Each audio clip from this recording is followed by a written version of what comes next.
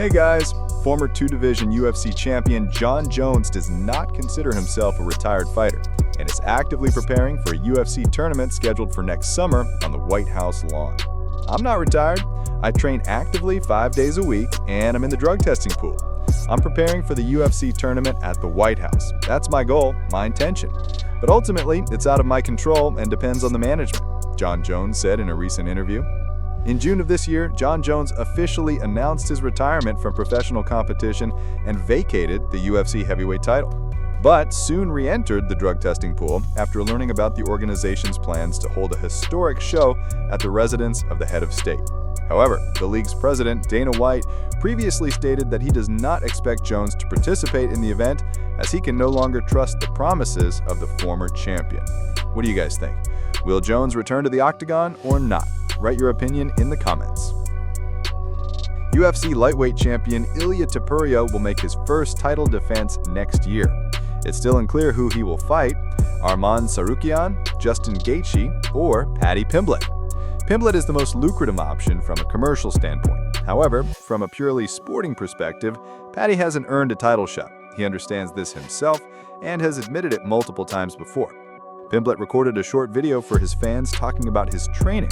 He completed 5 rounds of heavy bag work, followed by sparring sessions. Paddy isn't very satisfied with his performance. Rounds in the bag there. My striking time doesn't feel there at the minute, to be honest.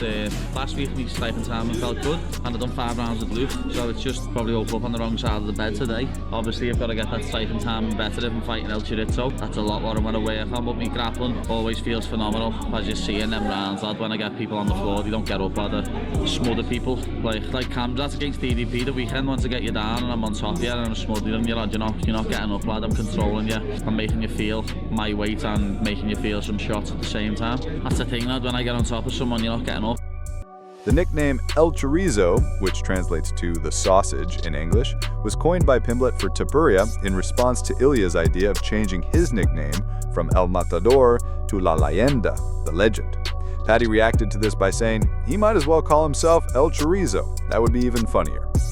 Coach Alan Donacimo, the UFC middleweight champion Khamzat Chimaev, revealed that his fighter dreams of winning 2 more titles in different divisions. We are prepared for any scenario, but of course, sooner or later, we will be forced to change weight classes. Khamzat has a dream to become a double or triple UFC champion. Right now, our goal is to go through all of this, stated Donacimo in an interview with Saudi Official. UFC heavyweight title contender Cyril Gane commented on improving his wrestling skills ahead of the fight against reigning champion Tom Aspinall. Sometimes life seems a bit strange. A few poor results are enough for people to think you've never worked on wrestling or grappling. But believe me, as someone with a Muay Thai background, I have a team behind me. My coach Fernando Lopez and I are working on wrestling. My team consists of experts. We know exactly what we're doing. Sometimes I fail to show it, but that's my fault. Believe me, this time I've put in the work and I hope to demonstrate it in the fight against Aspinall, Gane said. It's worth recalling that the Aspinall vs. Gane fight will headline the UFC 321 event that takes place on October 25th at the Etihad Arena in Abu Dhabi.